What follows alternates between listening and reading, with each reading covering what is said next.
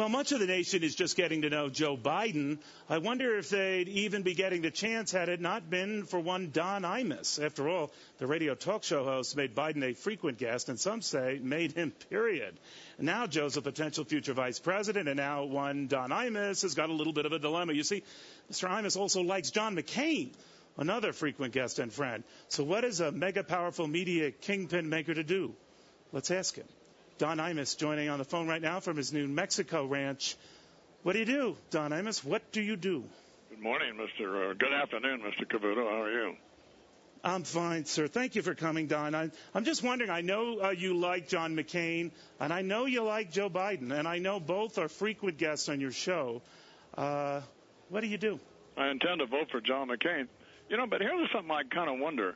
Why do the Democrats invite every loser like the caucus? I mean, he's a nice guy, and Gore and John Kerry and Clinton hanging around, and to remind everybody that here's another guy who couldn't get it done. I don't get that. So you're saying that by bringing all these folks forward, they're actually hurting themselves? Well, they're just reminding us that there's just been one disastrous campaign after another. Do you think this one's going to be different? I don't think. I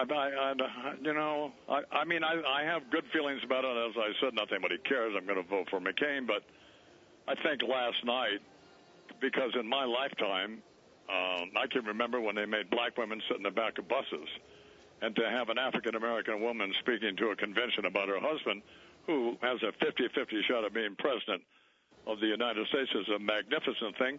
Regardless of how anybody feels about anything, politics or otherwise, it's great for America, and it's great. It's a great face for this country to put to show the world. So, let me ask you though, Don. On your show, you're very critical of Obama. Why? Well, because I think he's an empty suit and a phony. And I have personal experience at that. When I made my remarks about the Rutgers basketball team, which was mean-spirited, directed at people who did not deserve to be made fun of, and was not funny, and I apologize for it, didn't offer any lame excuses. He refused to place into context either my life, which I, by the way, didn't ask anybody to do, or any of the work that I had done in my life. And that, as I pointed out to Al Sharpton, I've slept in a house here at the ranch with more black children who are not related to me than either one of them ever have. And then when this psychopath, Reverend Wright, shoots his mouth off, and I wasn't serious. He was serious, making outrageous, reprehensible remarks. The first thing Senator Obama asked all of us to do was to place this clown's life in perspective and to consider the context. That's nonsense. It's interesting, though. Now you've got, Joe Biden, who obviously stood by you and with you through that. By the way, as did John McCain. And Biden is now the running mate for the guy you detest. And I'm wondering if they're going to pressure Biden not to appear on your show. Oh, I don't know. By the way, we weren't getting big ratings because we had Joe Biden on. But I mean, oh, okay. And by the way, I don't detest Senator Obama at all. I just think he's disingenuous and a phony. I mean, you can't have it both ways. You can't run stuff off the flagpole about me, and then we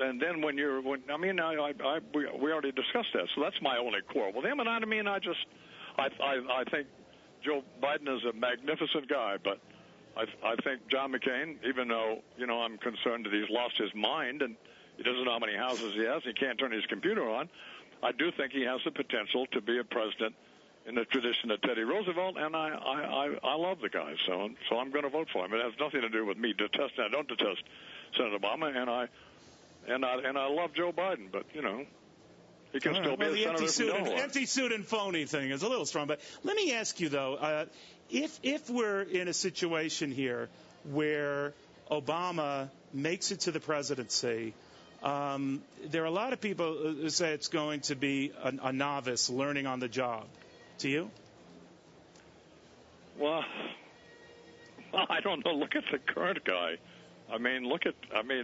Jimmy Carter didn't do that great a job. I think Bill Clinton had a fairly good presidency. I mean, and it took him a couple of years. I mean, I think it's a learning curve for everybody. I don't think it'd be the worst thing in the world, Neil, if even aside from my idiotic feelings about Barack Obama, if he winds up president. I mean, I don't plan on moving to Canada or anyplace else. So I mean, I think he'd be fine. So I'd rather see John McCain, but I'm not going to kill myself.